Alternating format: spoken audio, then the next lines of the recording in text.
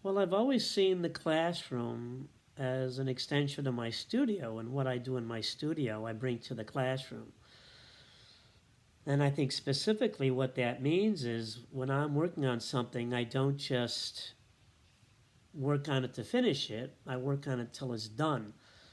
And I put that same idea out to my students. You don't want to just say, well, this project is done, this was my idea, I did it, but you got to look at it once you've have put it in place and developed it and say, is this the best thing I can do? Is there more I can do?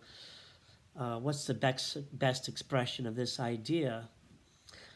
And in the classroom, the other thing I think is important is to be encouraging. I mean, I think that you always get better results with the carrot rather than the stick. And to kind of let them know that this creative process that they're exploring can be applied to all parts of their lives. In making a piece of art, some things don't go in the right direction, and it's the same in life. And it's not that that's not going to happen. It's the question is, what do you do when that happens? And I think that's important. Is that we all go in directions we don't want to go, both in the studio and in a classroom and in our lives. But the most important thing is to then take that and turn it around and go, okay, what's the right direction, and how can I make that work? And the other thing too is I want the students not just to wait for me to ask them or tell them, but I want to encourage them also to be um, generous with themselves and to think about, how do I go about solving this and help each other.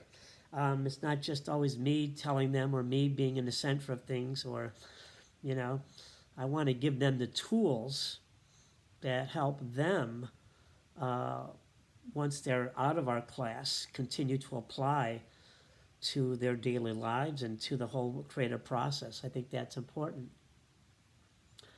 Um, so I think that's it. I think that that covers some of the basic ideas. I think it was as someone who's taught for quite a while, and again, always to be encouraging, always to be thoughtful, and to admit that I don't always have the answers, and I can make mistakes, but that's part of life, and let my students know that it's okay.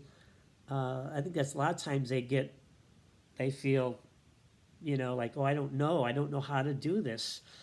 And I think I want to encourage them, not just tell them how to do it, but encourage them and show them how to find the answers. The classroom is not just about teaching them things, but about teaching them a process by which will um, be rewarding and beneficial as they go through their lives. Thank you.